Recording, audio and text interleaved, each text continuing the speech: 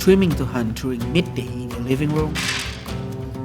Make sure you have planned your gears before setting the lures. Steady your aim. Gotcha!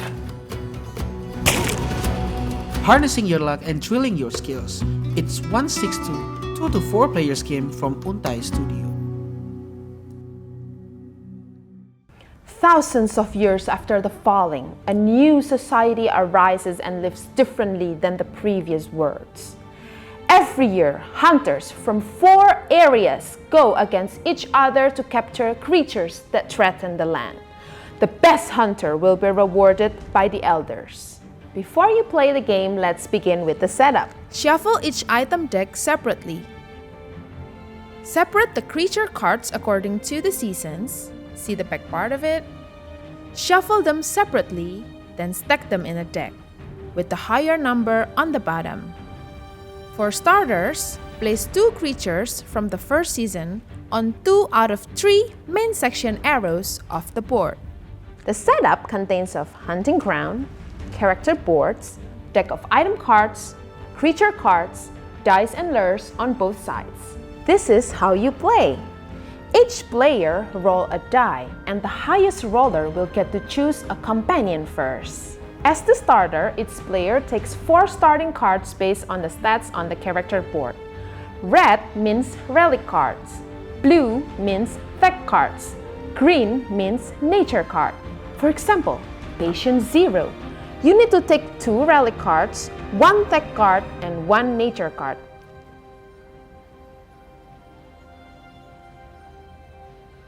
Now you're done with the setup. This is how you play 162. When it comes to your turn, take your reference card and start your turn. Number 1. You take only 1 item card from one of the 3 decks of cards. There are 4 types of cards in the deck: Device, Skill, Hijack, and Scrap cards. Device card can only be equipped or replaced once during your turn. Device cards can be set according to the color on the board. Skill cards can be used to benefit you, while hijack cards are attached to other hunters' board to sabotage them.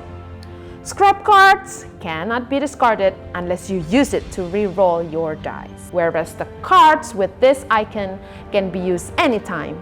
Number 2, you choose whether you want to empower your character or not, which I will explain more later on. Number 3, now we come to the action phase. This is the real deal, everyone. In this phase, you have to choose only 1 action between gather, prepare, and hunt. If you choose gather, you take 4 cards according to your stats to gather more resources. If you choose prepare, you need to take all your dice to get their lures. Grab all starting dice and additional dice from devices. Roll the dice up to 3 times to get the highest combination for lure crafting categories. First roll all your dice all together. Set any dice you want to keep aside. You may stop and craft your lure now or roll again. Second roll, re-roll any or all dice you want, even the dice you keep from the previous roll.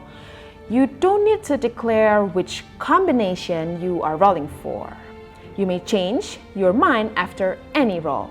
You may stop and craft your lure now or set aside any dice you want to keep and roll for the last time. Third and final roll. Re-roll any or all dice you want. After your third roll, you must craft your lure.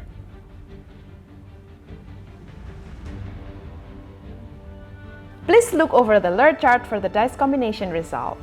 If you choose Hunt, you will target the creatures and capture them. When you see the creature card, here is the lure requirement, dice requirement, and victory points. Same as prepare, grab all starting dice and device dice.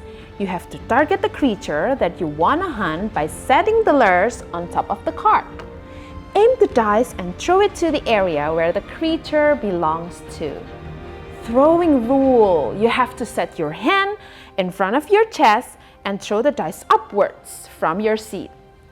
You may target another creature as long as you still have dice or lure to hunt. Number 4, cleanup phase. Your maximum hand size is 5 cards. Discard all excessive cards into their respective discard pile. Remember, scrap cards cannot be discarded during this phase. Watch your step or you will wake the beast next to you. Number 5. Spawn. Please take a look on the spawn chart for the result. You may place a creature anywhere, but you need to fill the middle section before filling the crossroads section.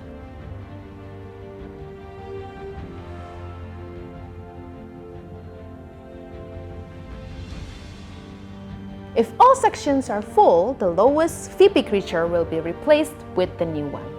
Now let's get back to point number 2, Empower.